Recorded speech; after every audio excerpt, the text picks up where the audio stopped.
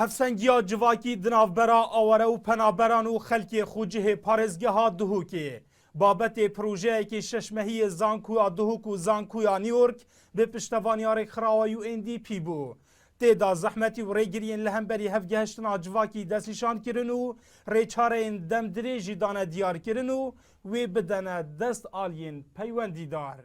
وەکو ڤەخاندنێک ڕاپرسیەک بە کۆلینێکە مەدانی دروستکەن کە بزانن کێشێن خەلکێ vê deverê van çar qezayê parêzgeha dihokê dihok û zaxo û şêxan û sêmêlê li gel awara çîna asteng û rêgiriyê hevgirtina civakî çîna xelek bo çîna ziverta cihêt xwe wa heke bi ziverteve çî divêt eger man çî kêşê dê peyda be.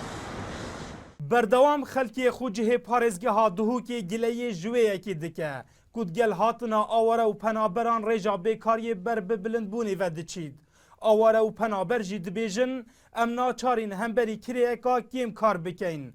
Ev yeke û çendîn arîşên din jî di projeyê Zankuya Emerîkî û Zankuya New York da hatin behs kirin. Rêxirawe navnet hewîtî nevere kartken pitirtir 85 sadê dakokî li ser ewan wî texîtken dibînin ev kerte paş vedmînin û pêş nakevin bîte eger sebeb ew ku pitir giringî bî texêdîne ew texê ku penaberan dibe bi Herêma Kurdistanê. Sekterê perwerdê, sekterê saxlemê, sekterê karebê, sekterê bajirvaniyek û ev hemû kêşit giring in bo xelkê me çêkirî derfeta karî êk şwan xalên herên giring bû ku ev stebiyane behs lê diketin ku ev hemû bine xalên nakokêt navbena navbeyna civakê xwe da û navbeyna wan awarên hatîn.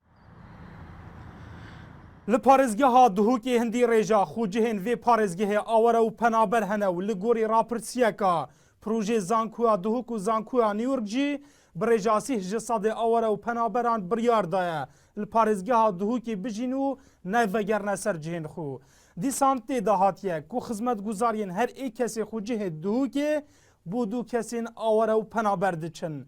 Lewma di niha da jî rêyên akademî dihêne destnîşan kirin ji bo hevsengiya civakî li vê parêzgehê. Dilşad Hîmo, NRT Duhok.